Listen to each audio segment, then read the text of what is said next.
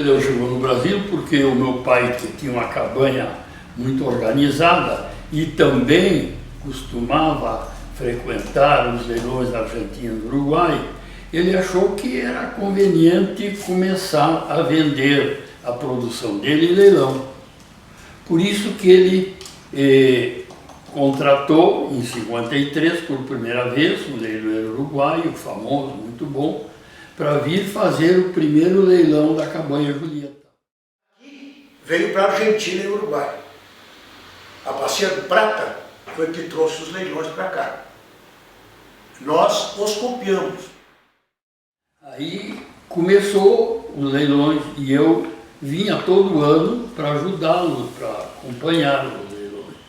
Em 1960 eu resolvi mudar para o Brasil. Chegando aqui, logo em seguida me veio a ideia de criar uma empresa de leilões. Então eu criei a Trajano Silva Remates. Aí comecei a trabalhar e trazia ainda o leiloeiro uruguaio para fazer os meus leilões. Até que em 62, 2 anos depois de ter criado a empresa, eu resolvi ser eu o leiloeiro. Bem, eu me tornei um leiloeiro por acaso. Nunca imaginei na minha vida, nunca pensei em ser leiloeiro. E eu fui criado em Jaguarão, na fronteira, e depois saí, me discuti com meu pai, vim para Pelotas. E tinha uns amigos meus que tinham muita dificuldade em transações comerciais rurais. E entre eles um médico da família, muito meu amigo, e disse assim para o meu pai: o Jonas foi embora, quem sabe nós trazemos ele para experimentar. Ele é um rapaz simpático, se comunica bem, vamos fazer uma experiência? Fizeram. E deu certo, eu estou aqui com 50 e quase 60 anos de atividade. Me chamava a atenção um homem em Jaguarão que era leiloeiro. E eu tinha um apreço grande por aquela profissão dele. E desse homem eu fiz a imagem dele para mim trabalhar. E logo que eu comecei, eu fui fazer uma visita para ele, ele me disse para mim: que pena que tu vais iniciar a profissão mais difícil que tem. E eu disse: por quê? Dizia: porque a tua profissão mexe com o bolso dos outros. E é verdade.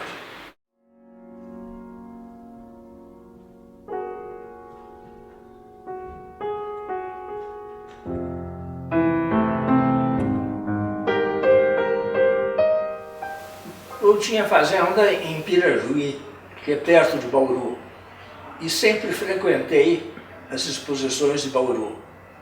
Elas chegaram num ponto de desânimo muito grande, que ficaram uns 4 ou 5 anos parados sem fazer exposição.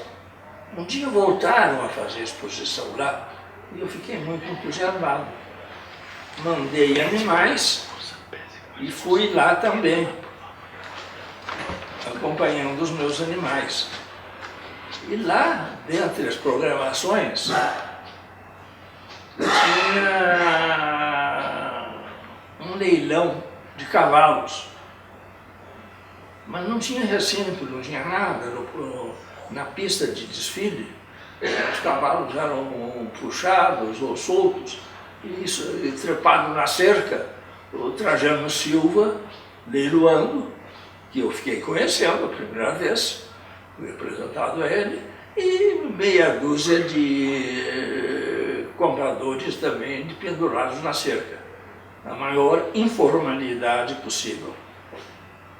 E o Trajano, já traquejado no assunto, levou a mercadoria e levou o comprador. Então tudo que ele leiloava era comprado. Muito embora não existisse arquibancada, não existisse plateia nenhuma. Eram já pessoas que ele tinha regimentado para comprar os cavalos dele. Então quase que não precisava nem leilão, os cavalos praticamente estavam vendidos. Mas eu achei muito bonito o sistema. Gostei muito. Eu trabalhava no Rio Grande do Sul, lá na produção animal, E lá tinha várias estações. Tinha a estação de Uruguaiana, que ele dava mais com gado de corte. Tinha São Gabriel, que era mais de pastagens. Tinha Vacaria, que era meio misto. E como nessas estações, quer dizer, que eram propriedades do Estado, os animais só poderiam ser vendidos em leilão. E quem fazia o leilão era um funcionário da Secretaria da Agricultura que era fotógrafo. E no leilão de Tupanciretã, ele adoeceu lá por qualquer razão, não pôde ir. E quando chegou na hora, e agora como é que faz, como é que não faz, e o diretor-geral disse assim, o Pinheiro vai fazer. Eu levei um susto, não? E eu ali naquela bobeira, eu quis arrumar uma desculpa e dizer assim, eu não tenho martelo. E ele foi assim, fulano, chamou um subalterno dele, vai lá na oficina e manda o Clandestino fazer o martelo aqui pro Pinheiro. Tudo que dá certo tem um início por acaso, né? Eu por acaso virei leiloeiro. Isso lá no Rio Grande do Sul. E quando eu mudei aqui para São Paulo, eu fiquei direto lá na fazenda Grama Roxa. A pessoa da Grama Roxa, que era da indústria de papel Simão, o Jamila 1, me viu leiloando lá no Rio Grande do Sul. E o Otto de Mello fez boas referências minhas pro Jamil, e o Jamil me trouxe do Rio Grande para cá. E essa minha vinda para São Paulo aconteceu no ano de 66. Eu vim, eu e um jogo de areia.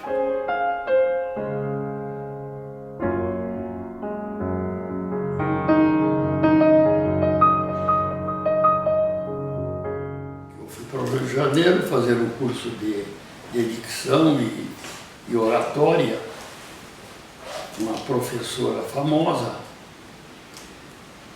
e tive muita sorte porque eu me esforcei muito e esse curso dela demorava sempre de um ano e meio, e eu fiz em 4 meses, porque foi muito intensivo. Aí voltando já, comecei a arrematar já com desembaraço muito grande, e parece que o pessoal começou a gostar muito do meu trabalho. E aí comecei, depois fui avançando nos estados.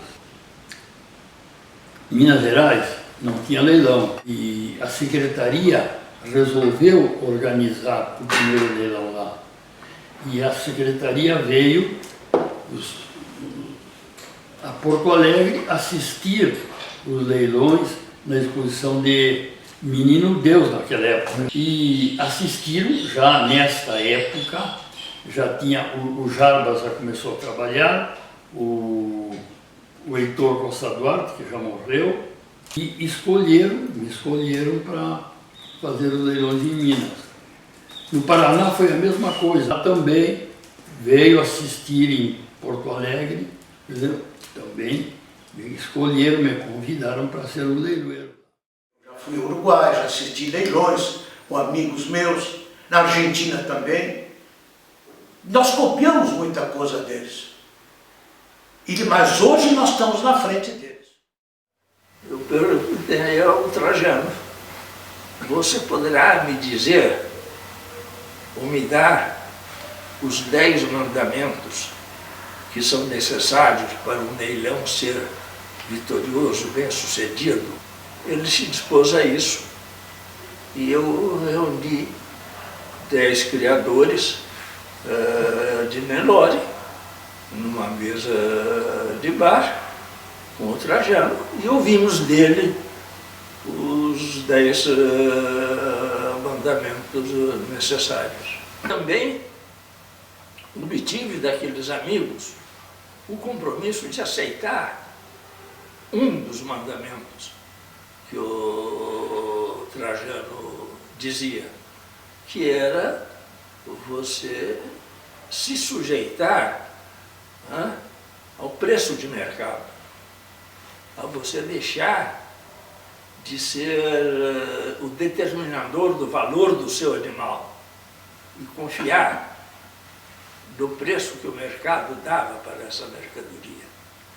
Então o sujeito que punha o animal tinha que ser desprendido. Ele tinha que deixar de ser dono do animal para que o animal fosse avaliado, julgado e comprado pelo preço que a arquibancada quisesse. E ali eu obtive dos companheiros um compromisso de que nós faríamos no próximo leilão, na próxima exposição, era anual, um leilão dentro dessas regras que estavam ali marcadas e que o fundamental era arranjar a mercadoria de quem se dispusesse a aceitar o preço do mercado, mesmo que fosse baixo, e não tivesse o medo de o animal ser vendido por uma bagatela. E alguns companheiros, em torno de 10, aceitaram a fazer isto que eu achei que era um sacrifício. O sujeito pegar uma mercadoria que é sua e pôr no meio de uma pista, e em vez de ele dizer quanto vale, ouvir da plateia o valor que dava. E eles aceitaram. E aí, então, na exposição, foi um sucesso maravilhoso. A exposição foi muito bonita, muito concorrida, muito programada, porque um dos mandamentos do Trajano era a publicidade. Então, se fazia leilão, mas não fazia publicidade. Então, a concorrência foi muito grande para a exposição e, consequentemente, para o leilão. Mas foi o primeiro leilão. Venceu pela mesa. Bom, obrigado. Esse perdi por 450 no William pela mesa operadora.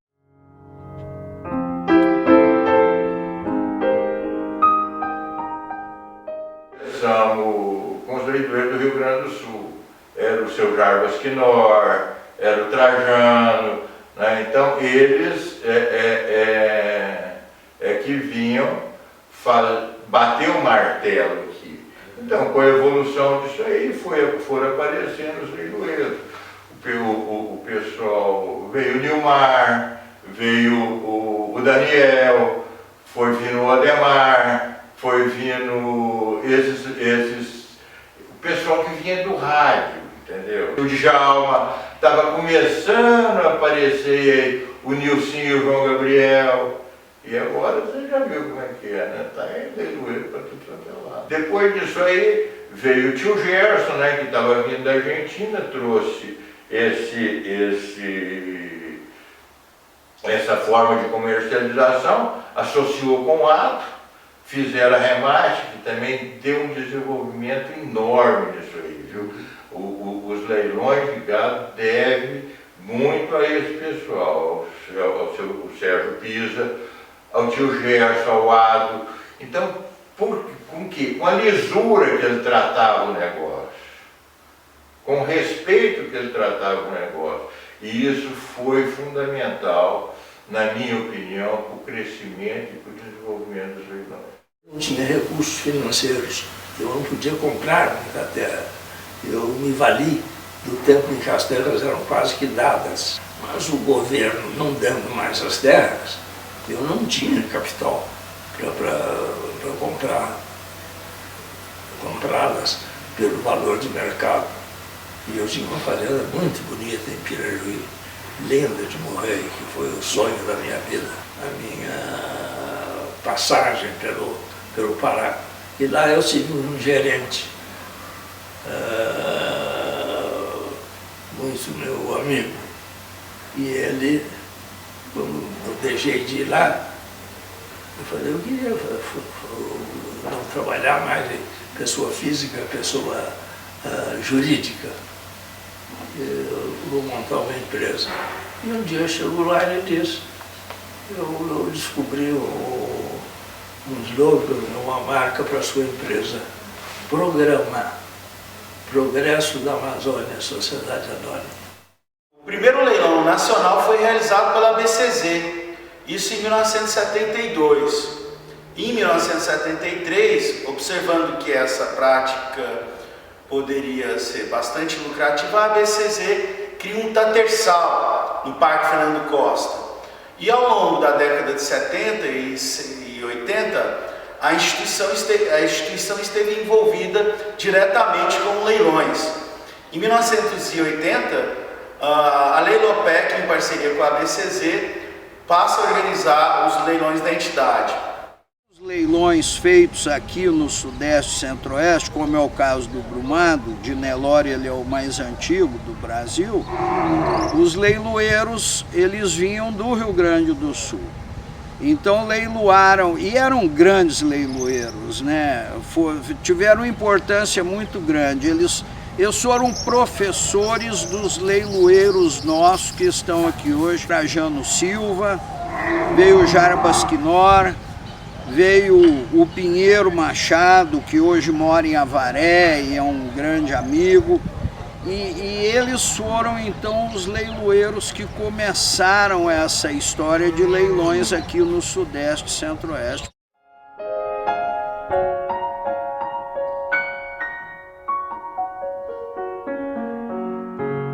Era em meados da década de 70, um dos mais atuantes locutores no mercado publicitário. Em que eu morava, na rua 13 de Maio, morava um publicitário que era diretor de uma agência chamada Expansão Propaganda do grupo BCN e que tinha entre seus clientes uma empresa novel que estava promovendo leilões de gado. O diretor era Sérgio Toledo Pisa, um grande entusiasta dos leilões que resolveu introduzir esses leilões sem preço mínimo no Sudeste brasileiro. Então ele consultou o Gilberto Pedreira, esse publicitário, meu amigo, vizinho meu de apartamento no 11º andar. Gilberto, o que você me aconselha?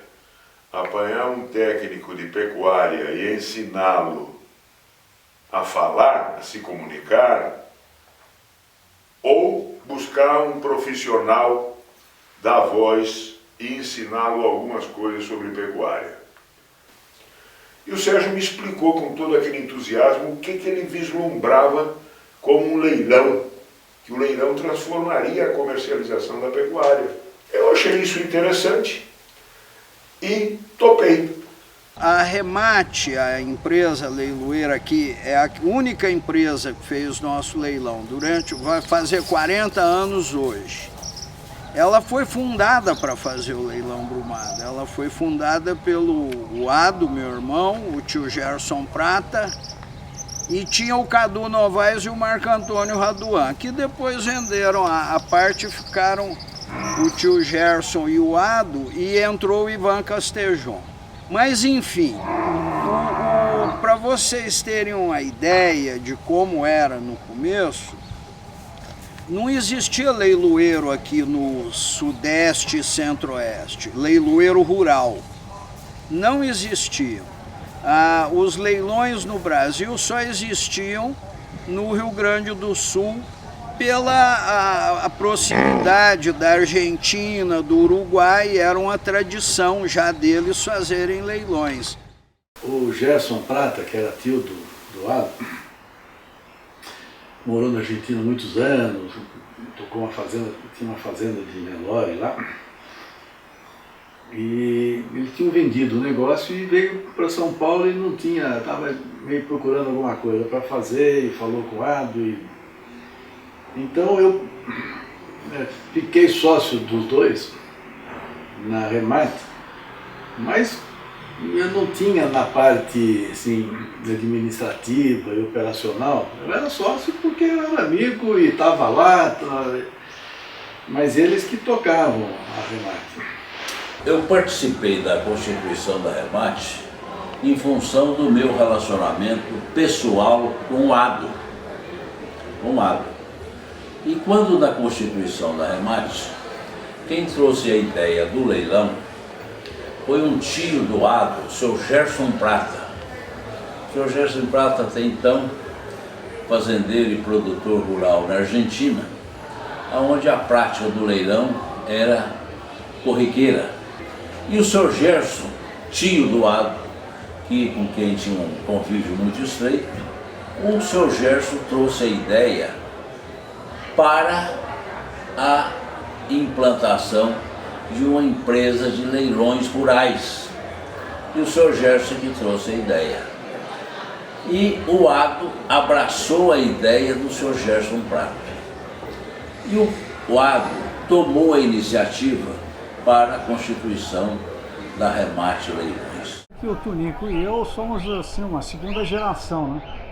Então é muito emocionante a gente chegar aqui hoje e o Tunico teve a ideia interessante de fazer essa estrutura que é a mesma estrutura que se usava na época em que a gente sentava nessas arquibancadas, nesse modelo circense.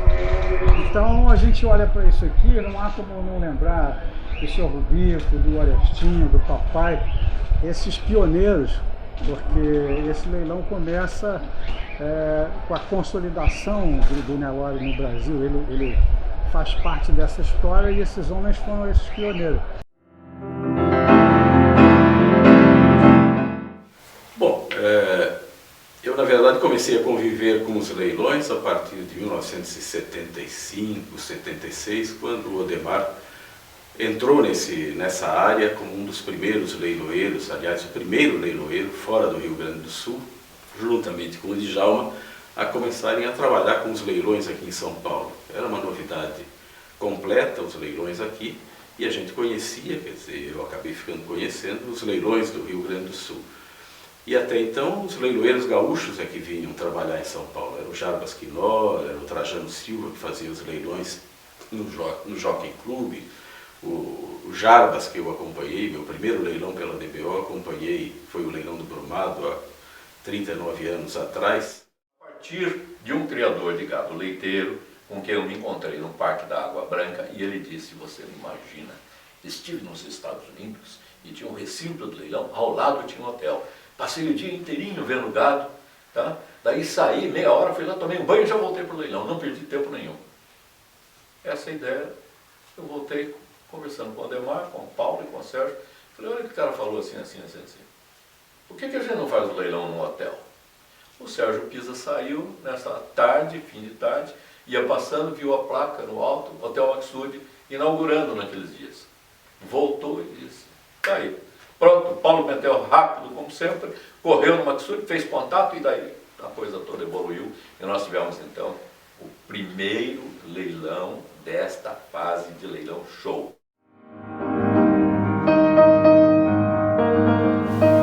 Os companheiros, leiloeiros, tinha também o Paulo Pimentel, que era um sócio meu de uma outra empresa lá do Pará, né? E que o João Sampaio, não sei, né? Djalma, né? E que diziam que tinham lido e visto que nos Estados Unidos, não sei aonde, faziam leilões em hotéis de luxo. E não teve dúvida. Um amigo meu conhecia o filho do dono do Maxud e simplesmente fizemos um leilão no Maxud. Um sucesso fabuloso. Eu tinha muita intenção de fazer dois cristeiros, meus 6 leiloeiros. Subiu o Djalma Barbosa Lima e o Odemar Costa. Fizeram, no começo intercalaram com o Tá no Lago, mas depois fizeram o leilão sozinho e foi um sucesso tremendo. Aí nasceu não só os 2 leiloeiros, como também dupla de leiloeiros, que não existia nem no Rio Grande do Sul, nem em lugar nenhum, um leilão com 2 leiloeiros. Nesse mesmo dia nós inventamos isso. Fizemos 2 leiloeiros e fizemos o leilão com dupla, que foi um sucesso. 1984 nós fizemos o primeiro leilão, em 1985 o primeiro leilão Noite dos Campeões, que foi em Uberaba. A gente no começo ainda era arquibancada, o Ado, que era a firma leiloeira, que era a Remate, que era dono do Ado, o Ado, que era um inovador, foi o primeiro que ele começou a pôr as mesas, que foi uma coisa inovada, que era arquibancada. O primeiro Noite dos Campeões, o leiloeiro foi o Daniel Bilk e o Pinheiro Machado. No segundo já veio o Nilcinho e o João. E os leilões tornaram um grande veículo, a grande coisa para comercialização. Comecei como freelance, trabalhava no banco durante a semana e fazia leilão de final de semana ou às vezes à noite ali no Jockey Club no Parque da Água Branca. Como freelance da programa com o Sérgio Pisa, a quem eu quero mandar um grande abraço, foi meu professor, eu tenho muito carinho pelo Sérgio, um dos homens mais importantes da história de leilão desse país. O Paulo Horto, eu praticamente dei, desde a minha mesa de trabalho até tudo que tinha, nome e tudo mais para ele.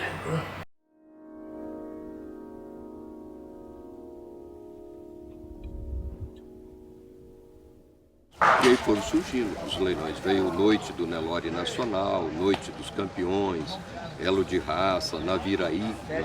Essa comercialização feita através dos leilões, ela se tornou muito mais prática, né? E de um alcance muito maior. Eu vejo hoje a participação, né, através dos canais de criadores de outros países. Né? Então, essa transmissão, né, desses eventos foi da maior importância para o melhoramento das raças evoluídas. Eu não seria um leiloeiro se não fosse Antônio Carlos Pinheiro Machado, Trajano Silva, Jarbas Quinó, que foram os meus grandes mestres na arte leilosa.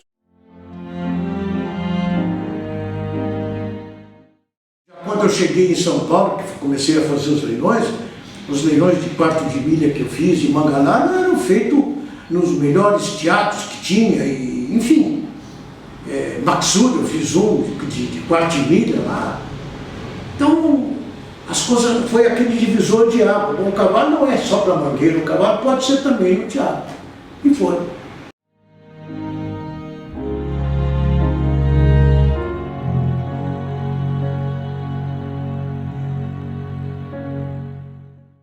A boa do Nelore volta a vender o lote de número 20, é o Encanto. No começo meu de carreira, a gente só realizava leilão no Paraná, eu era gerente do Sérgio Pisa da filial Programa Paraná. Eu fui a uma cidade chamada Campo Mourão. E eu fui lá fazer um leilão. Na época, os leilões lá eram um leilão de gado geral. O que era o leilão de gado geral? Que fazia-se um leilão só dentro da exposição. Vendia-se touro, gado de corte, cavalo, tudo que podia. Era num domingo, o leilão começava meio-dia e até 8 horas da noite. Bom, o leilão já estava muito cheio, eu consegui bastante gado de corte nesse dia. E chegou um senhor, e ele ficou no meu pé a semana inteira. A gente ficava lá a semana inteira captando animais. Um senhorzinho, um senhor de idade, o seu Chico. Ô Paulo, eu tenho uma égua para vender para papar. O seu Chico, eu não sei, o leilão já tá grande e tal. Eu não tava mais pegando inscrição. Na época a gente ficava a semana inteira no parque pegando inscrição, no domingo fazia o leilão. Isso tem 30 anos atrás, 20 e tantos anos atrás, quase 30. Aí eu não aguentei a pressão dele, a semana inteira. Falei, tá bom, ô seu Chico, o senhor vai entrar, ó, vai ser rápido, tá? Não, porque meu cavalo você precisa ver, e etc.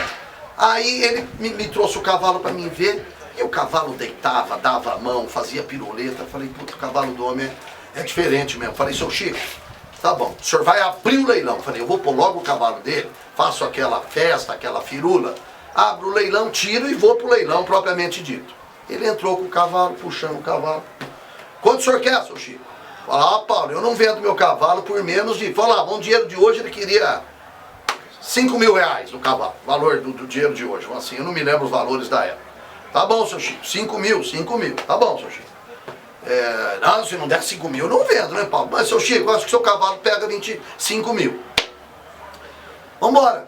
Mas 5 mil foi em meio minuto. Ele fez a estripulia, o cavalo dava a mão. O leiloeiro Conforme o cavalo ia fazendo aquelas estripulias, aquelas coisas, o leiloeiro foi enaltecendo e a música e o cavalo foi 2, 3, 4, 5, 7, 8, 9, 10, 11 e não batia o martelo e os lances pipocando de todo lado. De repente esse homem bate a mão ali na porteira e puxa o cavalo e vai andando. Ô seu Chico, não bateu o martelo ainda, volta, volta. Eu não sabia que meu cavalo era bom desse jeito, não vendo mais de jeito nenhum, por preço nenhum. E ó, e se mandou. O leiloeiro tá lá no culto, vendendo e tal, de repente chega alguém lá, naquela época eram palanques, né, eram altas, e pega na calça do leiloeiro, ô leiloeiro, pois não, fala, eu tô aqui leilando e tal. Diz assim, eu perdi uma carteira com R$1.000, avisa aí, quem achar eu dou 500, eu não posso perder essa carteira. O leiloeiro vai e diz, senhoras e senhores, atenção, um minutinho só, vou dar uma parada aqui, porque um amigo nosso aqui perdeu uma carteira com R$1.000, mas quem encontrar, ele vai premiar com 500. Vira um numa ponta e diz, eu dou 600, o outro 700, 800.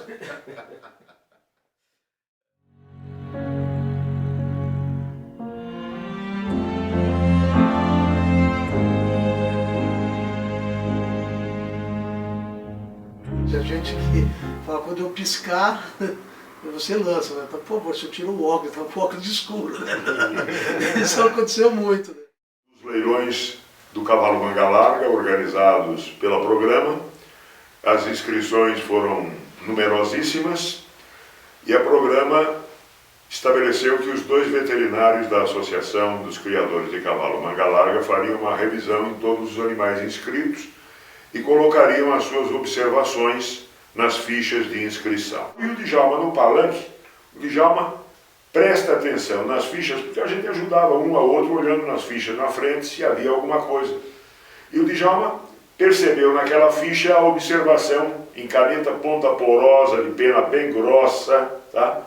De que aquele potro era roncolho. E me chamou a atenção, ô Deus, você sabe o que é roncolho? Eu digo, sei. Começo a leiloar e faço a observação. Os veterinários anotaram que este potro era roncolho, né? E estou lá, enquanto me dão, e segue essa coisa toda. Eis que um curioso levanta-se na arquibancada de frente ao palanque do leiloeiro e aos brados, leiloeiro, o que é roncolho? Eu digo, um pequeno defeito numa das vistas. Puta, o circo veio abaixo, só havia entendido em cavalo. E eu nunca tinha ouvido aquela palavra. Roncolho, eu achei que era um problema de uma visão, um dos olhos do cavalo. Nada, pô. Roncolho era nada mais, nada menos do que a falta de um testículo na bolsa escrotal. Trajano, os primeiros leilões ele fazia sozinho e ele vendia 120, 140 lotes. Sozinho, em 5 horas. Eu talvez nunca tenha conseguido vender sequer um passarinho, que eu gostava muito de passarinho quando eu era criança, entende? E no meio da carreira aqui na DBO, o Odemar, o Daniel já era leiloeiro, o Odemar entendeu que eu também deveria ser leiloeiro. Porque tinha, de certa forma, passado por rádio, tinha falado um pouco também e tudo. E por que não que não seria leiloeiro? Então criou uma situação, uma vez em Jacutinga, no sul de Minas Gerais, onde ele estava sozinho, num leilão do Embral, com 300 e tantos lotes, que não era possível, que eu precisava ajudá-lo. Eu digo, tudo bem, mas eu fico lá só numa emergência, você coloca. E depois de meia hora de leilão, o Odemar disse, e agora na sequência dos trabalhos, o companheiro Demétrio Costa. E eu entrei, povo de Jacutinga, não sei o que e tal, vamos dar sequência no lote, e peguei lá uma fichinha que dizia só Girolanda. Entende? E quanto me dão por essa Girolanda? Era meio pretinha lá, malhada e tal. Eu nem sabia distinguir direitinho. Ele disse, não é Girolanda, é holandesa, não sei o que. Eu digo, mas eu só tenho... E eu, Girolanda, quanto me dão? Enfim, pedi lá várias vezes quanto me dão, me deram lá uns 50, 60, 80 mil cruzeiros, sei lá, na época de lance. Felizmente consegui vender esse animal. Vender esse animal e em seguida veio uma outra ficha. Essa é o contrário da anterior, cheia de dados. Tinha genealogia até do bisavô do Bendito do Torinho, que era uma criação da Fazenda Panorama, do Ronald Graber na época. Então, rica de informações. E aí eu tive a presença de espírito, entendi, olhando aquela ficha lá, e disse, para a leitura do pedigree, o companheiro Odemar Costa. E agora você continua.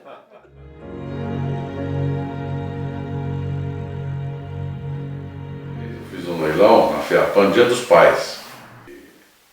E a perspectiva já não estava boa. Chegou no dia do leilão, na hora do leilão, eu estava com medo de ir lá. Né? Falei, não vai ter ninguém, vai ser um fracasso esse leilão. Aí eu liguei para o Adir. Né? O Adir estava lá no recinto do leilão, lá na FEAPAN. Ele falou, pode vir para cá, tá cheio de gente. Né? Eu falei, mas quem que está aí? Ele falou, tá o garçom do buffet, o teu gerente.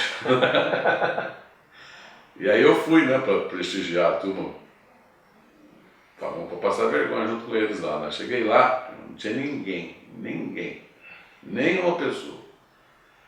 Aí do lado tinha uma prova de hipismo.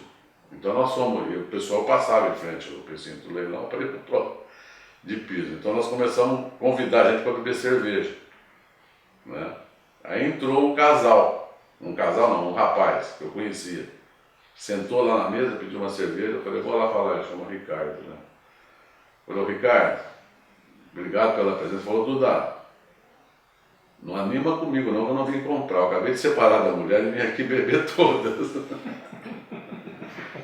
Então fica à vontade. Mas a criatividade dos leiloeiros, do pessoal envolvido, transformaram esse leilão, que parecia um desastre, né, transformamos ele num virtual. Na verdade ele era presencial. Fechou a imagem no pau, né, era leilão de macho. E vendeu como um virtual e acabou sendo um sucesso aí, o leilão de venda. 15 para 16 anos fazendo leilão de apostas em corrida de cavalo. Então eu ajudava meu pai que tinha implantado o leilão de apostas no Jockey Clube de São Vicente, depois fizemos na Sociedade Paulista de Trote, aí o Jockey Clube de São Paulo resolveu também fazer o leilão de apostas e a partir de um leilão de apostas que eu fiz no Jockey Clube de São Paulo, eu recebi um convite do então presidente do Jockey Clube de São Paulo, Dr. Hernani Azevedo Silva, para fazer leilão de cavalo. Só que eu não era leiloeiro ainda credenciado. Então fui atrás da minha documentação, da minha filiação e comecei em 1983. Foi o primeiro leilão de animal. O pai que me incentivou, porque ele tinha uma empresa leiloeira que chamava Rural Leilões, realizava leilões de gado leiteiro. E eu notava assim que o comércio precisava ter uma mexida mais forte, mais preocupada com os interesses dos vendedores e trabalhar para ser o fiel da balança do negócio. E fui bastante incentivado, consegui os primeiros espaços para começar a leiloar e minha carreira de lá para cá já são 25 anos de história. Então realmente não sei se eu faço parte da nova geração, acho que não, acho que eu falo, já fiz o meu jubileu de prata, né, com os 25 anos. E assistimos realmente muita coisa ao longo dessa trajetória. Vimos acontecer muita coisa na pecuária, desde os primeiros leilões que eram feitos nas pequenas lonas, a gente em cima de engradado, às vezes do Guaraná, né? Lá em cima leiloando, e com a chegada da televisão, com a chegada da internet, com essa explosão toda que a gente assiste hoje aí, que dá acesso a toda a população brasileira. O Sérgio Pisa estava montando a programa Leilões e era muito amigo do seu Cortinho Barbosa, e o Sérgio veio um dia ver umas corridas ali em Taquarituba e me viu leiloando. Aí chegou para mim e falou, olha, eu estou montando uma firma de leilão, isso era 73 para 74. Eu estou montando uma firma de leilão, você não quer trabalhar comigo, estou precisando de gente assim, viu, você tem boa desenvoltura, eu quero montar uma equipe nova de leiloeiro. Eu não conhecia aquilo, eu falei para ele, não, eu posso ver. E nós fomos, junto com o senhor Sérgio, para Uruguaiana ver um leilão. Eu fui com ele de avião. Aí chegava lá, eu vi o senhor Trajano trabalhando. Nossa, vendendo ovelha, depois vendeu gado leiteiro, e aquele tempo vendia de tudo um pouco dentro do mesmo leilão. Olhei aquilo, gostei demais, falei, é a minha vida. Ele carinhosamente foi presenteado pelo João Gabriel. O João, a gente sempre teve um problema com o martelo de madeira, porque ele quebra, ele lasca, ele quebra a cabeça, ele sai fora. Então o João desenvolveu esse de Tecnil, que é rosqueado. Eu já uso ele há uns 3 anos, ele não quebra, não lasca, não acontece nada. Mas tem os meus martelos, eu tenho todos eles. Desde o começo, do primeiro, eu fui guardando alguns numa caixa de guarda-roupa comum, né? Aqueles que iam quebrando, aqueles que você ia botando a fita isolante, aqueles que você ia encaixando com Durepox, ia fazendo aquela manobra, me deu um start de guardar esses martelos. E quando eu fiz 40 anos, isso há 4 anos atrás, a Ana Paula, minha esposa, revendo as coisas do apartamento, essas coisas todas, achou essa caixa com mais ou menos uns 20 martelos que eu tinha utilizada durante a minha carreira. E ela, de uma forma comemorativa, e ficava, o que eu te dou de presente, aquela coisa e tudo. E ela fez uma surpresa que ela montou um quadro com todos esses martelos. Eu tenho no meu escritório um quadro com todos esses martelos desde o primeiro, então de vez em quando fico olhando e lembrando as passagens, todas elas muito importantes na minha vida. Eu sou de Garça e tenho minha turma de Garça até hoje, Jaiminho, Cício, toda essa turma aí de amigos de infância. E teve um ano que a gente ia pescar no Pantanal. Eles passavam ali em Campo Grande e ia para Corumbá. E todo ano tinha essa pescaria. E um dia eles passaram lá para me apanhar e chegaram, eu estava leiloando. E eu começava a rir porque eles começaram a fazer graça, começaram a beber no leilão. E aí, vambora! Eu falei, gente, eu estou trabalhando, o negócio é sério. E eu não conseguia ficar sério. Falei, gente, daqui eu vou pescar, mas vamos primeiro vender os boi. O primeiro leilão, 1988. E naquela época eu contatei com um amigo meu, que era um grande criador de cavalo crioulo, Flávio Teixeira, falecido hoje. Convidei ele e disse, Japa, o que é isso? O cavalo foi vendido para vender no meio da bosta da mangueira, não em beira de piscina.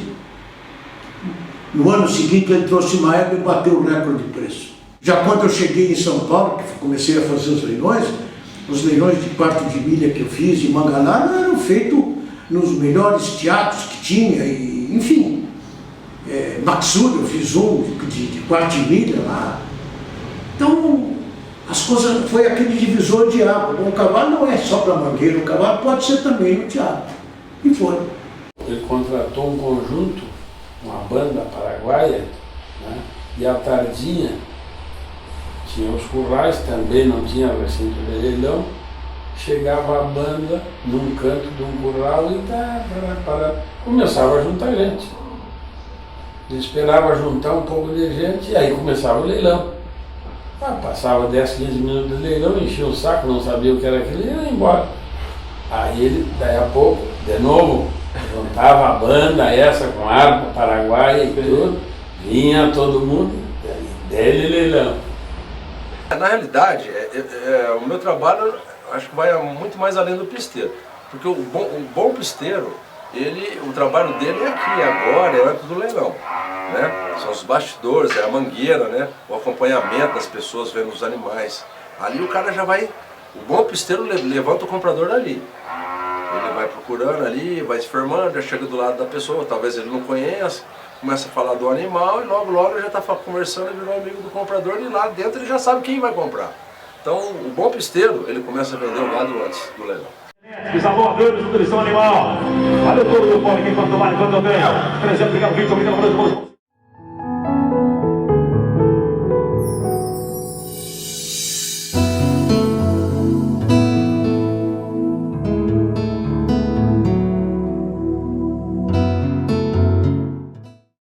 Olha, foi uma grande alegria porque eu gostei sempre muito da minha profissão. E um filho decidindo, porque eu não insisti, nem obriguei a nenhum deles. Os dois se tornaram leiloeiros por vontade própria. Começaram trabalhando comigo, bem jovenzinhos, trabalhando de pisteiro. E sempre querendo ir lá para cima. Até que a coisa foi se organizando e eles terminaram conseguindo a brecha e entraram e foram muito bem, felizmente. O mais importante para mim, né, e o mais emocionante foi no momento que eu entreguei o martelo por primeira vez para o Gonçalo, para o Gonçalo fazer o primeiro leilão dele. Para mim, esse, na minha carreira de 40 e tantos anos leilando, se tu disser, bom, mas qual é isso? Eu tenho que escolher um momento. Eu escolheria esse momento, quando eu peguei o meu martelo e entreguei para ele oficialmente fazer o seu primeiro leilão. Bom, para mim é motivo de muita satisfação, de muita alegria, porque isso conta um pouco não só do meu passado, como do passado da Trajano Silva, mas Eu acho, como qualquer leiloeiro, conta o passado de qualquer um dos leiloeiros. Eu acho que qualquer leiloeiro é importante saber um pouco dessa história, porque faz parte dos leilões realmente brasileiros como nasceram, né? Então aqui o meu bisavô, o Dom Marcelino, que trabalhava como pisteiro para o Vitorica no Uruguai, pai da minha avó, que veio a se casar com o Trajano Silva lá no Uruguai ainda, então importou os leilões do Uruguai para o Brasil, isso em 59, 60. Aqui eu já trabalhei nos leilões, já lá em Uruguaiana, com 3 anos de idade, aqui já ajudando meu pai e meu avô nos leilões. Aqui um pouco da família dos meus bisavôs também, lá no Prado, trabalhando. Fotos que realmente eu acho muito emblemáticas para nós, que é o meu pai bem pequeno, com 1 ano e meio, com meu bisavô, o Dom Marcelino, num local de remate no Uruguai. E aqui, eu com meu pai também, aproximadamente com um pouco menos dessa idade, mas também com 1 ano e pouco, também num local de remate em Uruguaiana lá. Então a minha história realmente está muito inserida nos leilões. Eu nasci, bem dizendo, numa pista de leilão, me criei e foi um aprendizado incrível, amizades fantásticas e que eu carrego até hoje na minha vida aí, porque inúmeros amigos, alguns foram por esse lado do agronegócio, outros não, mas a gente continua mantendo contato e eu acho que isso é parte, como eu digo, de todos os leiloeiros do Brasil.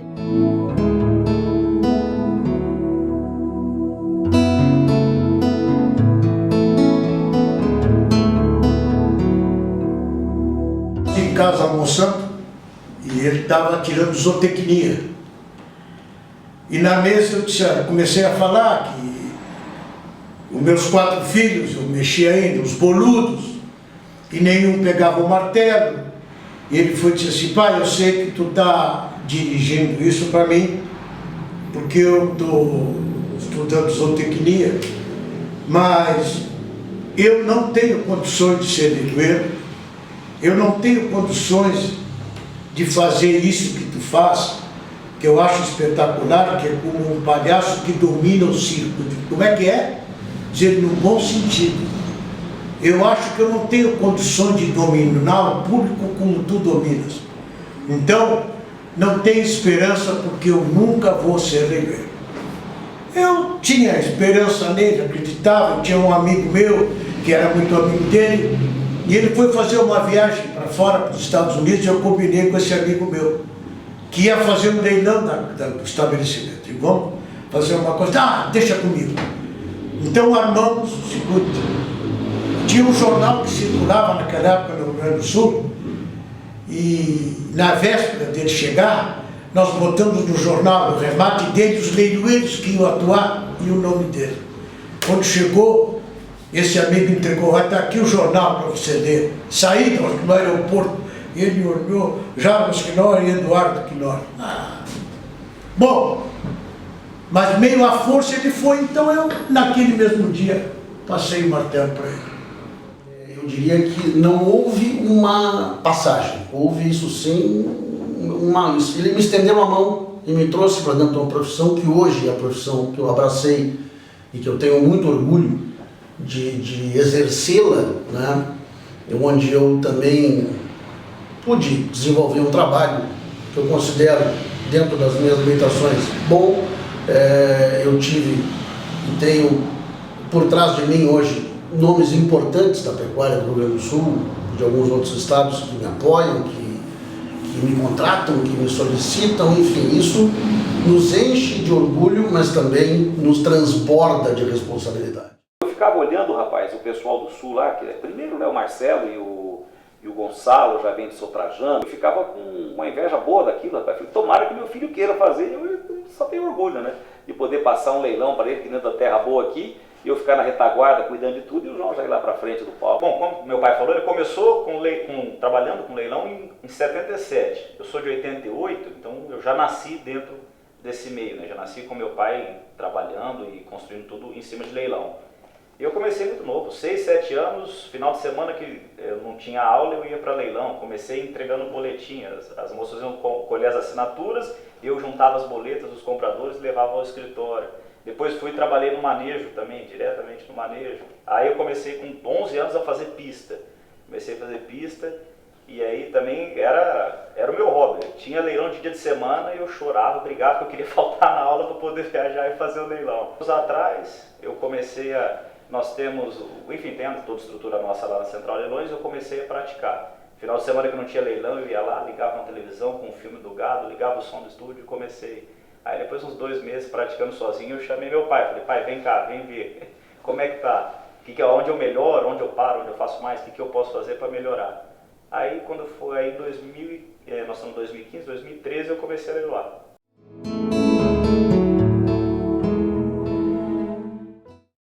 Meu pai foi embora fosse engenheiro civil, era um homem de origem rural e ele me deu muito bons conselhos. Né? Quando numa categoria você enxergar um animal assim inferior, não maltrate ele, porque pode ser a melhor coisa que aquele criador conseguiu produzir. Né? E acompanhava muito meu pai também na revisão dos animais. Hoje eu falo que a base que eu tenho de seleção, de genética, de conhecimento, que eu sou juiz de cavalo, juiz de gado, acho que eu sou dos poucos que consegue ser juiz de equinos e bovinos, né? E isso foi uma aula vendo os animais um dia antes do leilão, principalmente os potros do Jockey Club, né, que tem que ver a parte de conformação, basicamente. Então meu pai, todos os leilões, ele viu os animais antes. Que ele sempre falava o seguinte, você tem que ter, quando você está lá em cima, você recebeu uma oferta, um lance, você nunca pode tomar um susto, nem positivo nem negativamente. Você não pode pedir 100 num cavalo que tem um defeito e vale 5. Porque às vezes o comprador sabe mais do que quem está lá em cima. Então, a gente ia para a fazenda ver os animais. E nisso eu fiz a minha base de conhecimento. Quando eu trabalhava na pista, eu via um potro entrar, eu já olhava como é que era o aprumo, que é a coisa mais difícil, que todo mundo tem mais dificuldade de ver, né? Então eu tinha essa vantagem. E depois no gado foi mais da vivência da fazenda mesmo. Então eu trabalhei muito para acompanhar ele nos leilões, eu acabava trabalhando, pegando um bico de pisteiro. E depois, na época dos leilões aqui em São Paulo, daí eu já morava aqui, aí praticamente toda semana a gente fazia leilão. Obrigado pelo isso. Daniel 600, obrigado, Will. Daniel 6, eu tenho oferta do Gabriel pelo 7.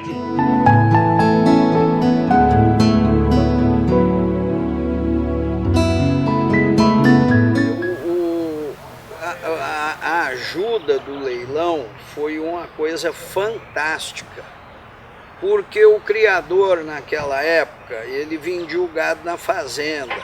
Então vinha uma pessoa comprar um tourinho um dia, vinha outra comprar 10 tourinhos no outro, mas aquilo era o ano inteiro, a pessoa tinha que ficar ali para vender sua produção e tal. Com a vinda do leilão, o criador pôde agrupar o gado, fazer uma venda e tocar a vida dele o ano inteiro, cuidando de outras coisas, por exemplo, da fazenda, com mais tempo. Ele não tinha, às vezes, que dedicar um dia inteiro para receber as pessoas e deixar de cuidar do dia a dia da fazenda. Então, nesse sentido, foi muito importante. E também porque ele tinha uma geração de caixa que ele já sabia o que ele iria poder fazer. Se teve um evento, uma atividade que realmente alavancou a comercialização de gado no Brasil, foi o advento dos leilões.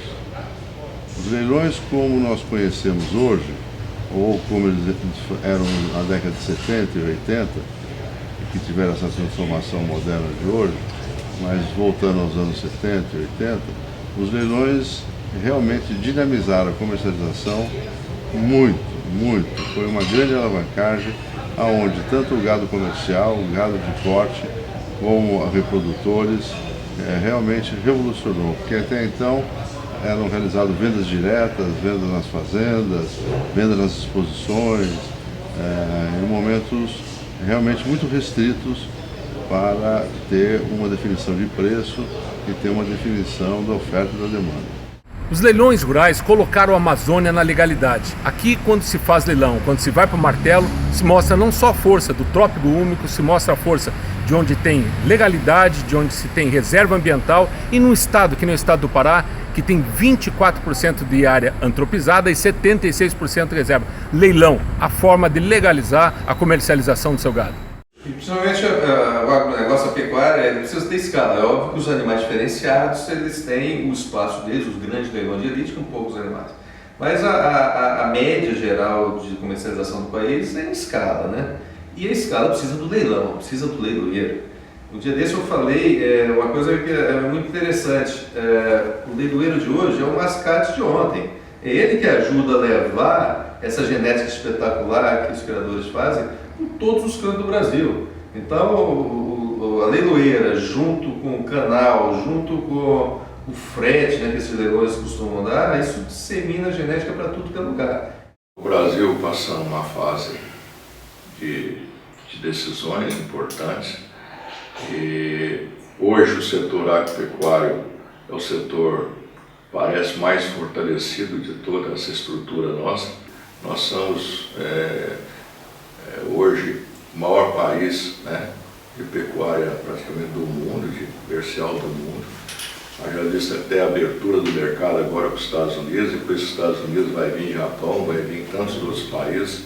Eu acho importante a gente continuar firme no nosso trabalho, no nosso objetivo, apesar de passar o que nós estamos passando e vamos passar ainda, eu acho que nós não podemos enfraquecer.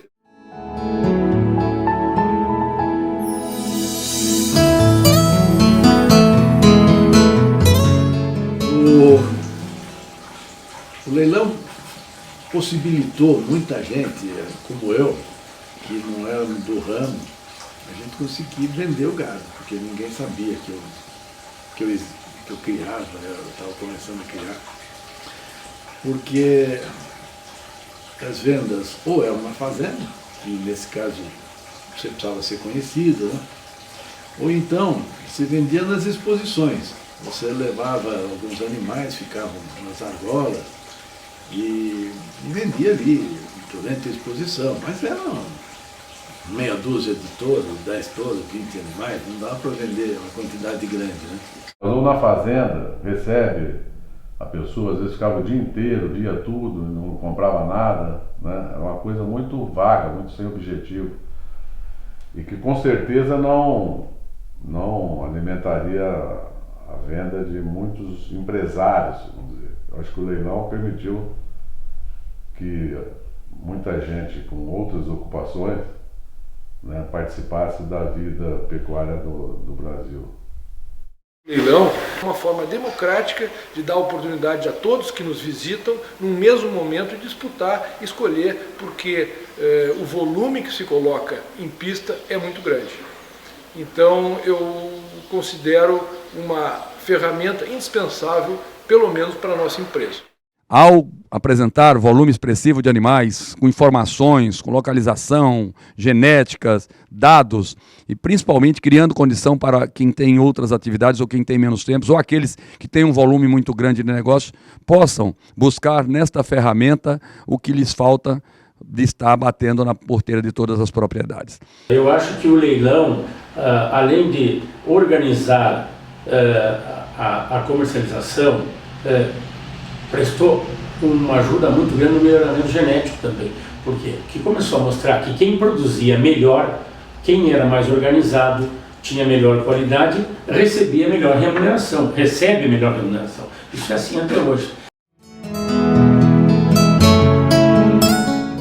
Eu acho que o leilão, e quando nós iniciamos em 85, o leilão era festa. Você fazia um leilão em Dourados, não podia fazer outro leilão nem em Campo Grande, que a gente tinha que levar comprador de tudo quanto é lugar e tal. Então eu acho que hoje o leilão é negócio. Aqui em Campo Grande tem dia de ter 2 leilões de corte na mesma hora. Mas eu acho que o leilão ajudou muito, facilitou muito a vida de quem vende e de quem compra. Se você precisa fazer dinheiro, qualquer um proprietário, muitas vezes menor ou médio, ele quer fazer um dinheiro, ele pega 100 bezerros, ou filma ou leva no leilão, o comprador está lá, e mesma coisa o comprador. quer comprar um número menor, se ele sair andando nas fazendas aí procurando gado, ele perde muito tempo. O leilão é uma realidade. O leilão, ele contribuiu demais, você entendeu? Porque quando nós começamos a fazer os leilões, não era normal nos leilões os leilões venderem a cabeceira, os animais realmente muito diferenciados, entendeu? O que começou a dar preço muito alto nos leilões e tudo, é porque nos leilões se começou a colocar animais que ninguém vendia antes, que o criador mantinha esses animais, entendeu? Então, com isso, os leilões ajudaram demais. O Trajano Silva, que é o introdutor dessa atividade no Brasil, primeiro no Rio Grande do Sul e depois trouxe aqui para o Brasil Central, sobretudo para Uberaba, na ABCZ, o primeiro leilão que ele fez aqui no Centro-Oeste, no Sudeste. Ele aprendeu isso no Uruguai e na Argentina, onde já era praticado desde os anos 20. Ele introduziu essa atividade aqui e rapidamente isso se difundiu com criação de empresas importantes, criação de leiloeiros importantes. O Brasil tem grandes leiloeiros nessa atividade, empresas leiloeiras importantes que foram criadas há 40, 30, 40 anos, há 20 anos, que se estabeleceram e realmente possibilitaram nesse país continental uma comercialização de gado que eu acho que é um pouco única no mundo. Não tenho notícia num país onde você tem essa difusão dessa prática de comercialização.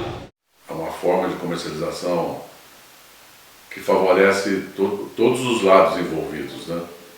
Foi um grande disseminador de progresso para a pecuária brasileira. Um PIB, que é a única cadeia produtiva que teve um PIB positivo foi a agropecuária, se deve muito da evolução também dos leilões. Eu acho que a gente teve uma contribuição muito importante dentro desse setor primário de poder exercer essa função de oferecer uma genética produtiva e fazendo o crescimento dos leilões em todo o Brasil.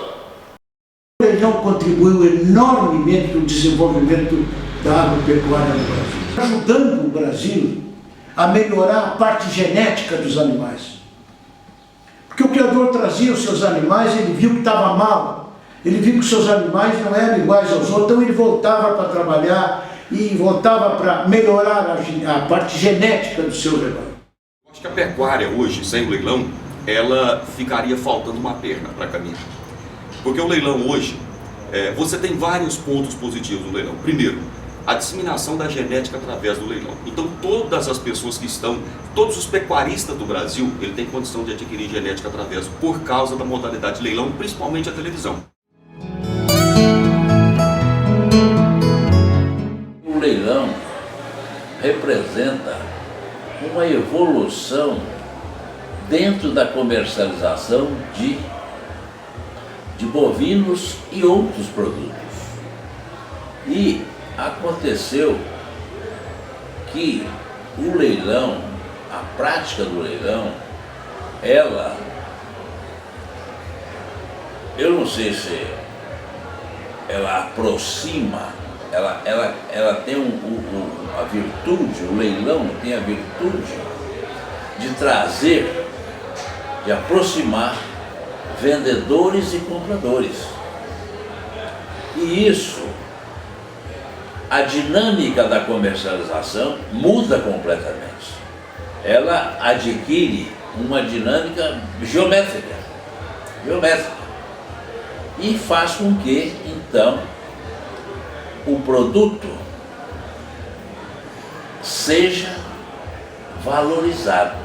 Mas o leilão tem uma coisa de grande valor.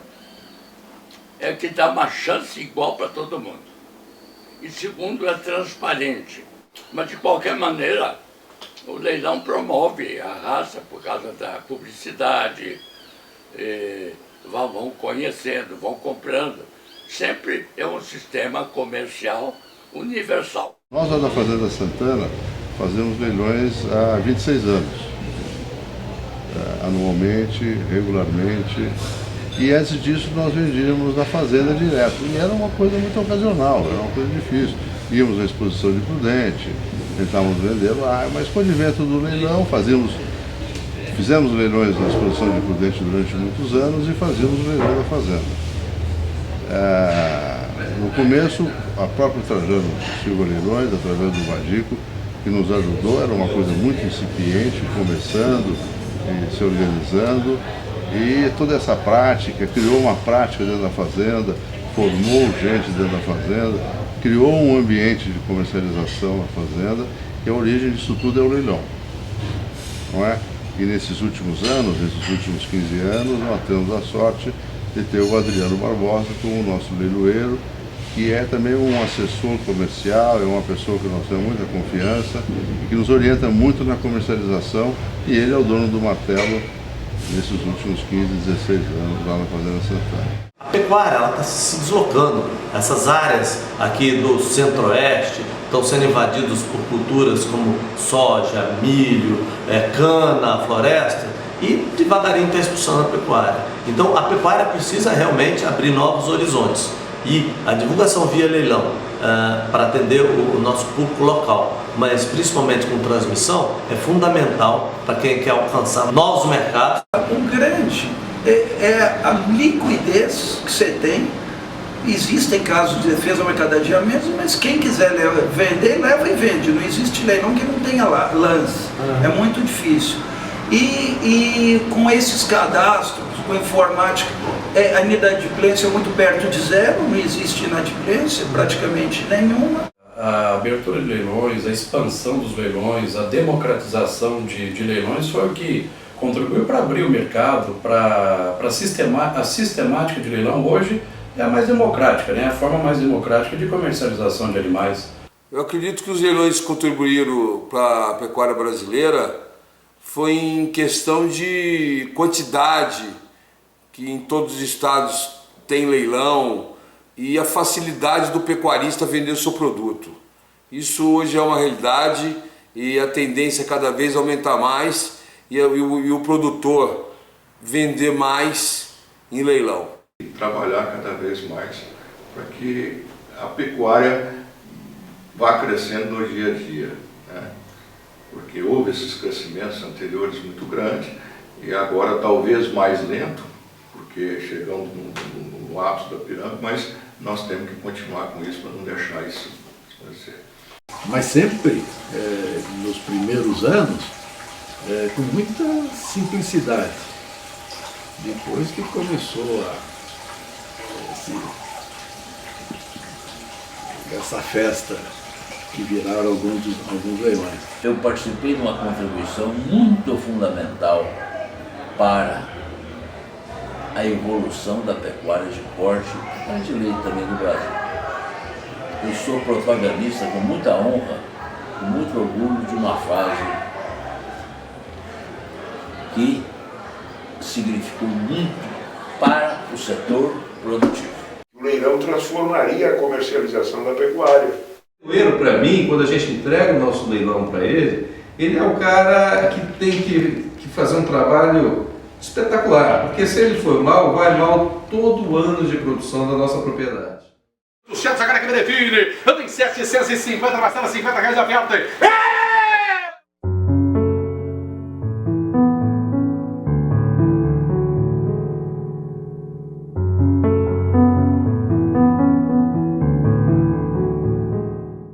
No final da década de 90, foi onde começou mesmo esse movimento de levar esses eventos para a televisão. A Embratel lançou a TV executiva, que era uma tendência no mundo, que era o sistema de captação que a gente tem hoje. Tem uma subida para o satélite de algum sinal, o satélite distribuía isso para as antenas parabólicas e tal. A TV executiva acabou facilitando. A matriz estabelecia uma produção com o sistema de subida de sinal, a Embratel é que fazia tudo isso, você tinha que alugar da Embratel, ela que levava todo esse esquema, ou você se dirigia até a Embratel local, que era inclusive o mais simples, era você ir para a Embratel, no salãozinho da Embratel, e de lá já as câmeras todas, o uplink, E nas regionais, os funcionários e diretores se dirigiam à Embratel local para receber esse sinal. Isso porque ninguém tinha antena parabólica em casa. A televisão hoje evoluiu muito, né? Através da parabólica, hoje tem os canais que são digitais, inclusive, e aí você tem um acesso e ele não é restrito. Você não tem um custo adicional para poder ter televisão na sua casa. Ele é liberado. Você tem a sua parabólica, você compra a parabólica. Eu lembro que a primeira parabólica que nós compramos, ela custou uma faca parida, né, na época. Hoje uma parabólica custa 300, 400 reais com aparelho, com tudo no controle remoto. E você coloca em qualquer lugar do rincão brasileiro, você coloca uma parabólica lá, instala rapidinho, você está sintonizado no SPA, você está sintonizado no canal do Boi. Mas o salto foi fantástico, né? Eu me lembro quando nós instituímos o primeiro leilão pela televisão. Foi a Programa, que foi pioneiro nesse segmento, e todo mundo, ninguém acreditava que era possível realizar leilão transmitido e que alguém jamais, eu ouvi muito isso, que jamais, quem é que vai comprar gado pela televisão? O cara quer ver o boi, né? E hoje aí é uma realidade absurda, com vários e vários canais e tantos leilões transmitidos. A televisão, ela acaba criando a referência, né? Ela acaba dando uma amostragem do mercado.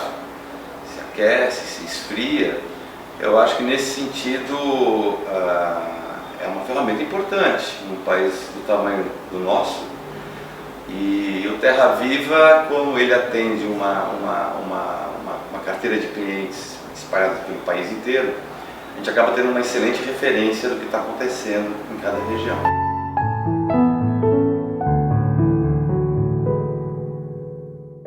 O leilão transmitido, ele ajuda o conhecimento a nível de Brasil. Hoje eu não, é mais fácil eu fazer um leilão só com televisão do que fazer um leilão com tatersal e televisão. Com esses leilões na televisão, e vai crescer mais ainda. Hoje é uma ferramenta indispensável para os leilões, principalmente os leilões elaborados, os leilões de elite. É necessário ter esse cliente virtual, né? E você está oferecendo o teu produto para um leque de pessoas. Antes eu falava centenas, porque era um leilão no Palace, um leilão de 1000 pessoas em Uberaba, que era um leilão. Hoje é centenas de milhares, porque está ao vivo em 3, 4 canais, você não sabe quantas pessoas. Mas abriu um leque de pessoas querendo o produto ao mesmo tempo e buscando informações e querendo saber. E o tanto que os canais rurais, o canal do Boi, foi crescendo e virou um canal que ganha, não com leilão, mas que ganha com propaganda, com outras coisas. O formato do virtual é uma realidade que a gente não pode discutir de forma alguma. Eu acredito que uma das formas, os canais de televisões, eu tive o prazer também de começar nos canais de televisões. A gente viu todo esse crescimento dos leilões televisionados. O grande desafio nosso era levar os compradores para o recinto. Você fazia várias coisas para criar atrativos, não só com a qualidade do gado, mas com o ambiente, com outras coisas para levar as pessoas para lá. Hoje você pode fazer um leilão em qualquer lugar do Brasil que você tem um público que a mesma pessoa do Mato Grosso ou de São Paulo também tem. Continua sendo muito importante.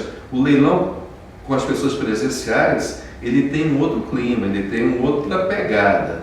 Mas o canal, o frete, a logística permite você sonhar mais alto, você poder fazer grandes eventos independente da praça que está sediada no teu leilão.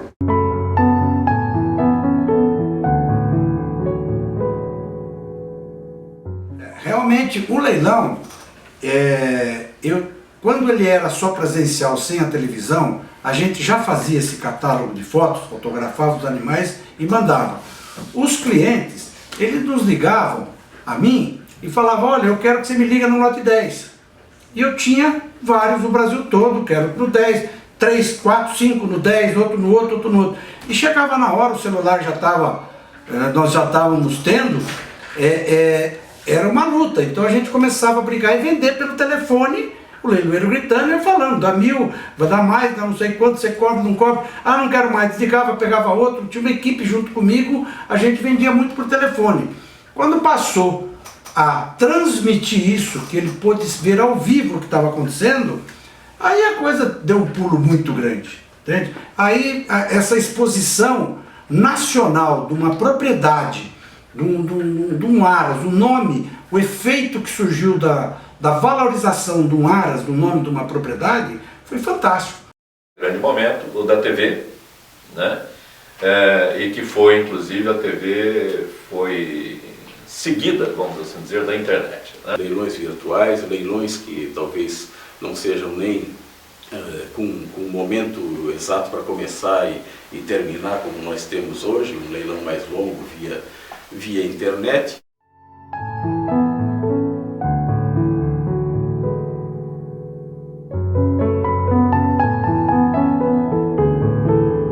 A internet, eu acho que é uma realidade para leilão de corte. O leilão de corte, ainda nós vamos ter agora uma evolução muito grande na venda por internet, porque a televisão, ela é cara. Ela é cara para quem tem a televisão e para cara para quem faz o leilão e para cara para quem compra. Eu acho que no leilão de corte nós vamos direcionar muito para a internet. A internet vai ser um grande passo para a comercialização de gado de corte. Então o mercado ele vem evoluindo muito rápido. Eu acho que o próximo passo nosso, a gente já está tendo alguns leilões feitos pela internet, mas a internet hoje é um caminho muito importante para quem está fazendo comercialização. A gente consegue enxergar algumas comercializações sendo efetuadas via WhatsApp também. Então o que a gente pode esperar? A gente espera um avanço muito rápido e muito importante para a comercialização dos animais nos leilões, através até de mídia social, eu acho. Acredito o que pode evoluir mais dentro dos leilões.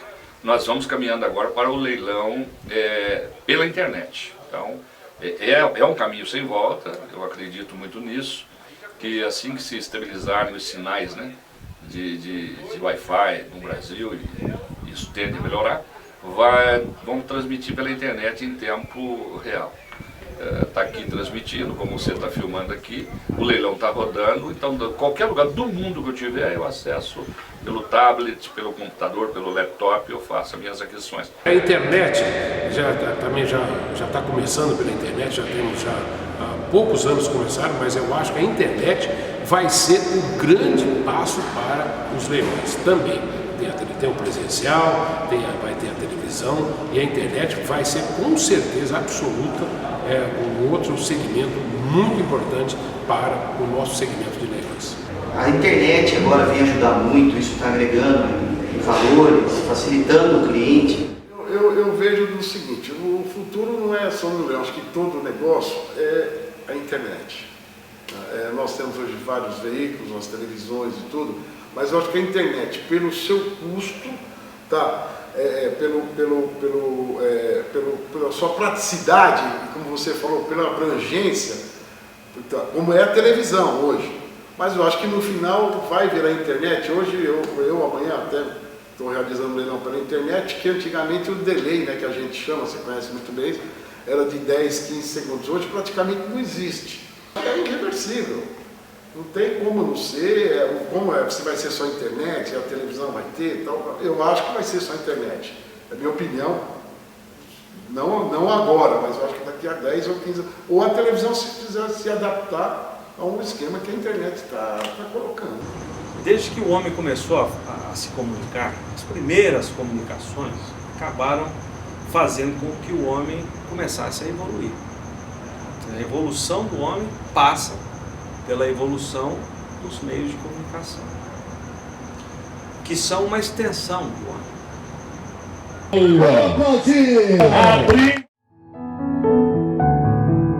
Leilão é o seguinte, para nós leiloeiros, o leilão ele é razão e emoção. E você tem que dosar a razão e a emoção. Razão é o animal bom, o peregrino bom. E a emoção, eu tenho que emocionar você.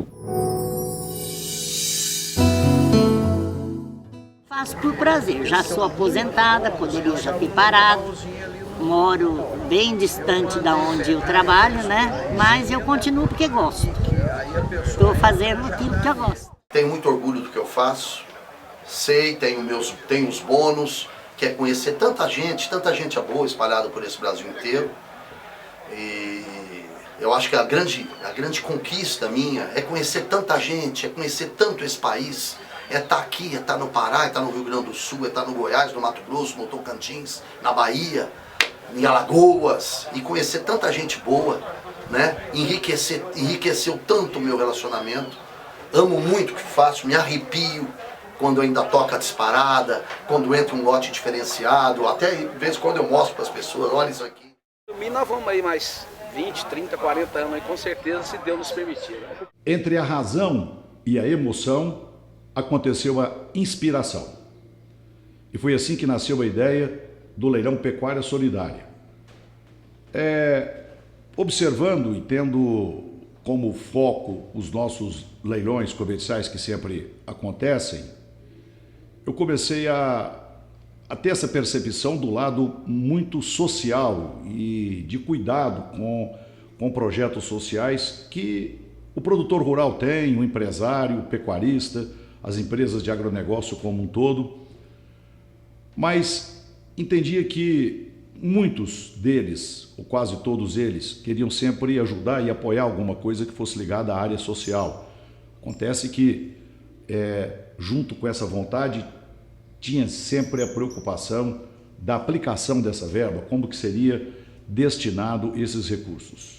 A gente entendeu que um projeto, uma destinação correta, parcerias que fossem realmente com seriedade, a gente poderia começar algo ligado dentro do leilão, dentro do agronegócio, com os leiloeiros, com as empresas de leilão.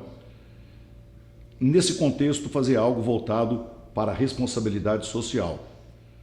Quando em 2009 eu fui fazer uma conta, percebi que no Tocantins eu completava 25 anos de leiloeiro, eu quis realizar então um evento para agradecer de uma certa forma, recompensar a sociedade com meus amigos, parceiros, companheiros, empresas, enfim, aqueles que sempre me apoiaram nessa trajetória, naquela trajetória, que chegou em 2009 aos 25 anos, eu decidi realizar o primeiro leilão Pecuária Solidária. A ideia era que ficasse apenas desse evento, para marcar essa data comemorativa. Todas as expectativas que nós tínhamos, ou as projeções que nós fizemos de arrecadação desse leilão, as mais otimistas que nós chegamos a fazer, felizmente todas elas foram superadas. Eu comecei com a Leilopec, aí da Leilopec eu já passei pela Ubermax, já passei pela Rotal, já passei pela Pedigree, já passei pela Pinheiro Machado, pela CBL do meu amigo Li, pela Remate Leilões do Ado, do Gercinho, já passei pela CCL, Central Cuiabana de Leilões lá de Cuiabá, já passei pela Boibon Leilões em Rondonópolis, já fui a Bahia fazer leilões também, fiquei 16 anos no programa Leilões e hoje a gente tem a Connect Leilões, onde é uma história nova e com certeza vamos colher bons frutos disso aí. O que o leilão me proporcionou que foi a riqueza do capital humano. O leilão me proporcionou conhecer esse Brasil, que eu só tinha a visão dele do sul para o norte, né? Então eu descobri que esse Brasil é muito mais do que era Santa Catarina, o Paraná, depois São Paulo, né? Depois fui conhecer o Rio Grande do Sul e depois descobri que esse Brasil é muito maior do que tudo isso e que a soma de todos esses Brasis é muito maior do que aquilo que a gente possa imaginar. E não só por esse conhecimento geográfico, mas pelo conhecimento das pessoas que formam essa sociedade brasileira, e é um povo maravilhoso e eu acho que isso foi o grande capital que o leilão trouxe para mim.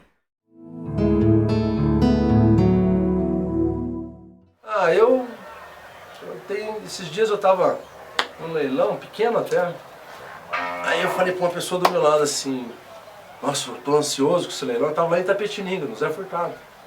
É um leilão que o pessoal recebe a gente lá, eu sou muito amigo deles, e eu tava assim agitado, aí acho que eu comentei com a pessoa que tava do meu lado, nossa, eu tô ansioso pra começar o leilão. Aí a moça falou assim, mas você tem, ainda você tem isso, você fica ansioso antes do leilão? Eu falei, olha, o dia que eu parar de ficar ansioso antes do leilão, eu paro de trabalhar.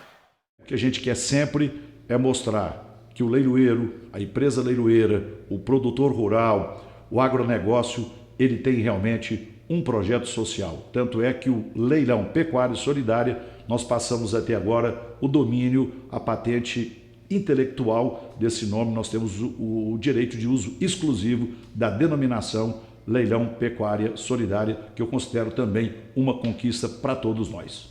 Amo aquilo que faço nessa vida. Já estudei 2 filhos, um é dentista, o outro é veterinário, então não tenho do que queixar. Eu tenho paixão por ser pisteiro. É minha paixão até hoje. Faço com a maior alegria, com a maior tranquilidade e cada dia é um dia diferente, é um leilão diferente. Foi uma experiência grande, gratificante, fiz grandes amigos.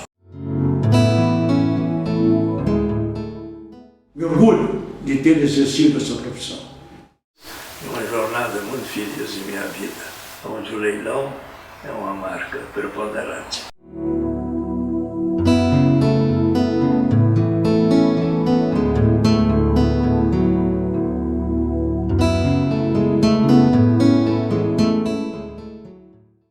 A todos os meus colegas de profissão, desejar a eles muita saúde e paz, que o restante o martelo faz.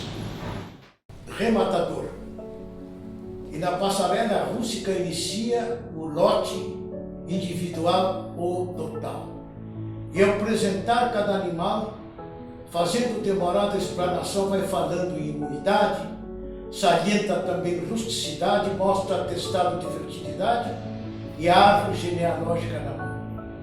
E esse homem que fala o dia inteiro, responsável no sucesso e no fracasso, sem demonstrar resquícios de cansaço, parte por parte do animal comendo. Às vezes, empolgado, ele acrescenta algo, digamos, que o animal não tem. Coisas que apenas seus olhos veem, mas que ele mostra a uma plateia atenta. E o martelo não para um só instante. Batendo, acompanha a voz já rouca, que explica e acha que a oferta é pouca para o espécime que na pista passa. Pede justiça e roga que se faça um lance que aproxime do real, dizendo ser aquele o ideal representante de uma nobre raça. Um após o outro desfilam os produtos, que a cabanha confiou a sua nova experiência, os anos de trabalho a essa vivência. No labutar diário adquirido, faz renascer uma ilusão perdida, sepultando dissabores e tristezas, esquecendo mágoas e experiências no cotidiano martelar da vida. Quando a morte bater em sua porta, fazendo-te sinal para que as sigas, respingado por lágrimas amigas, repousará certo no velho Campo Santo, e entre as relíquias que preservas tanto, as levar em tuas mãos seguro, esse martelo companheiro puro, que nesta vida te cercou de encantos. E ao camperiares nas regiões celestes, por entre as almas de missão cumprida, com o mesmo amor e ardor que dedicaste em vida, o mesmo a procurar com ânsia algo atalho para encurtar distância, e ao torte lago na planície eterna, para chegares e molharem a perna na algum remate da sagrada estância.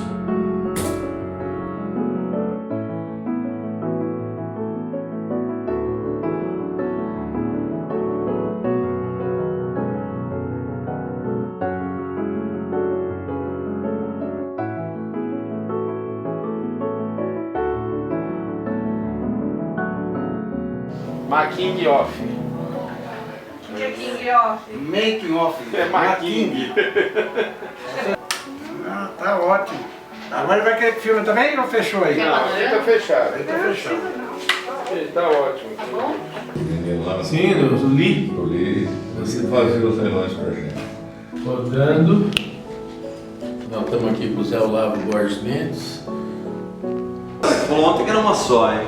Acho melhor tirar o óculos.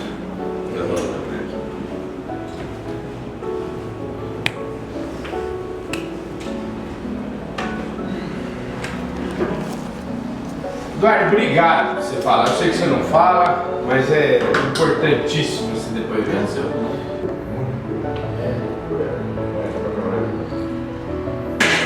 Aqui, eu queria que você ficasse aqui. Vai começar muito aberto, então não vou conseguir ficar, né? Aí, o Luizinho Andrade não usa celular. Nem tem.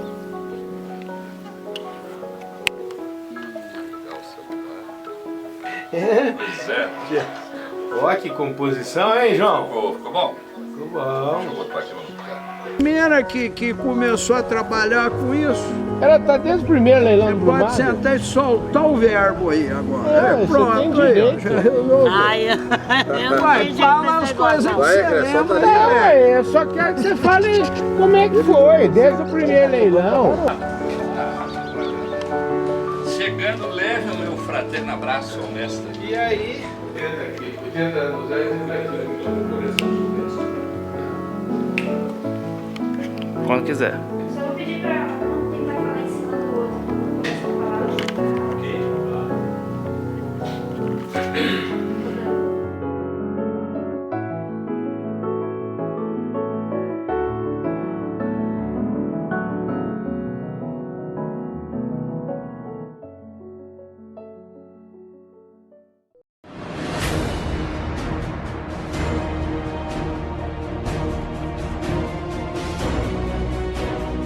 Produzir alimentos em menos tempo, com custo competitivo, a mais alta qualidade e, principalmente, preservando ao máximo o nosso planeta.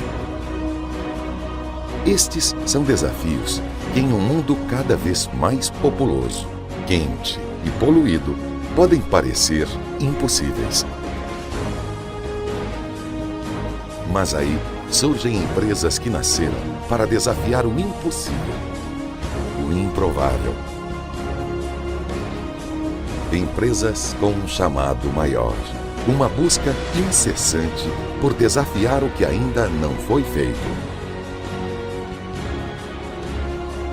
Trilhar novos caminhos, novas alternativas, soluções inovadoras, contando com a mais alta tecnologia, a melhor pesquisa mundial e um time vencedor de profissionais apaixonados pela mesma missão. Produzir mais em menos tempo, com melhor custo-benefício e respeitando o meio ambiente. Ainda bem que a Pecuária Nacional tem estas empresas a seu lado. Ainda bem que temos a Fibro. São mais de 1000 colaboradores espalhados nos 5 continentes, distribuídos em 50 países, buscando a cada dia produtos e soluções para uma pecuária mais eficiente e um mundo melhor. Produtos como a Virgem Amicina, que já contam histórias. Histórias reais, que fazem do final de cada dia um novo dia para uma nova pecuária. Mais lucrativa, sustentável, eficiente